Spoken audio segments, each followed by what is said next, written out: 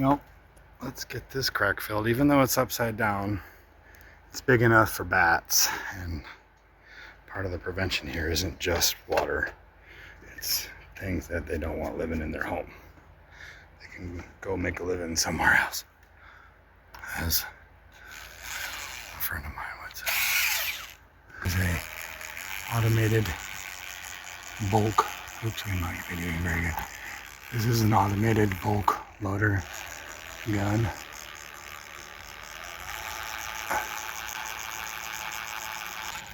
And then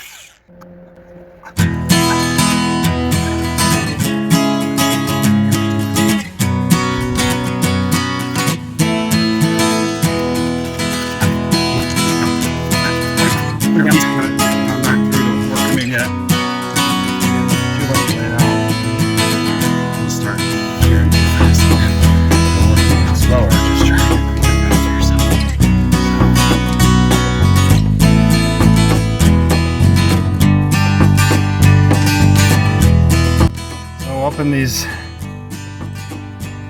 soffit areas, we chinked along the gables years ago. But as you can see out on the outer edge of the fascia, there's kind of a, sometimes the gap isn't very large, and there's sometimes it is, and it's allowing certain bugs and bats to get into the roof system, crawl space, and make their way into areas of the house that they don't want. So we're taking a bead, and here's one right here laid out, and we're running it down, and obviously that looks like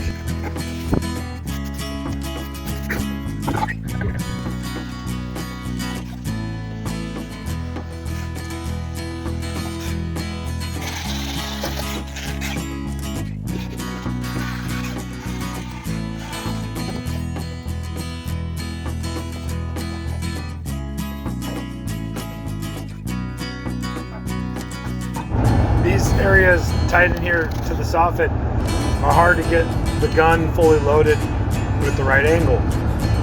So what I've learned to do is run a bead about an inch off of where it needs to be, and then slide it down into the spot with a sponge, and it actually works out pretty good. Otherwise, it's extremely hard to get your gun in that location.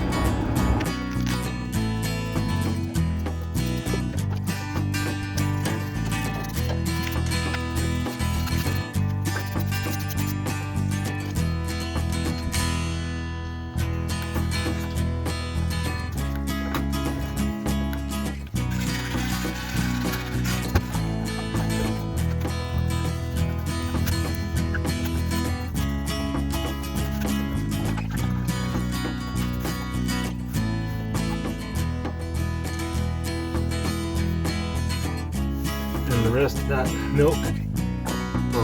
If you'll notice right here, the log above the log I just chinked has another crack that was already chinked and has been stained over.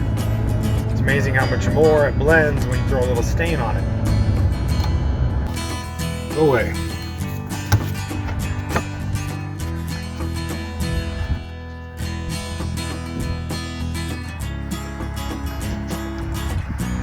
There's a pretty good gap there. And I think the bats were going up in from that log right there. But we're just making sure. Those bats, you wouldn't believe what kind of a small little crack that they can get into. So we're gonna try to keep them out. And we picked wood tone cedar, so it kind of blends and doesn't stand out as much as the tan that's on the log itself. So here's some of the areas that weren't done.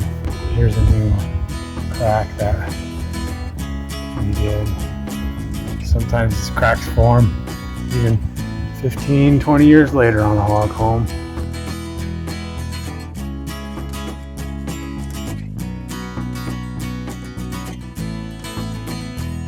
Okay, well, we are one phase away from fixing this blend. We have to do one more coat over the top of the chinking. You can see, stained and unstained on the log portion. That we'll step away from it a little further. Up with a 10-year-old, stain areas. Here's the other side. Drilled, but that come out a little, especially the closer you get.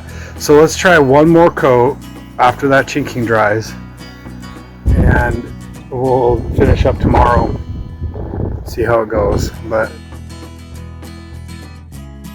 there we go. So we got rid of that sap, and here is what it looks like with a fresh coat of transformation over it. You could see it all over the place, especially up in this area up in here. But we got the sap out. Sup now, sap. Here's the angle as you approach the house. That's just water from me chinking earlier. Nothing to it. Just away. So this is the best angle to not see really anything there. Just a nice glaze of shiny coatings. Okay, same thing over here. You really can't see it except from just the right angle. Okay, here's after we chinked up some newer, just some stuff that happens, I suppose. This cracked open. This is kind of what the log ends look like when you're, some of that black still comes back. That's aged wood for you. I mean, you saw I sanded it blonde, went deep. When you're talking about aged wood, it's gonna turn out the color it wants to. It sure is. We went on the recoat here. We didn't want to go any darker, so we stuck with the natural. And I'm so glad we did, because we didn't want anything to go darker here. But man, this place just beautiful. We did submit an estimate for this huge deck, 1,200 square foot.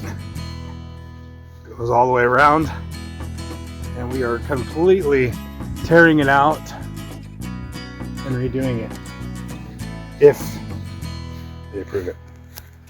So stay tuned, subscribe, follow us. We ain't done with logs yet.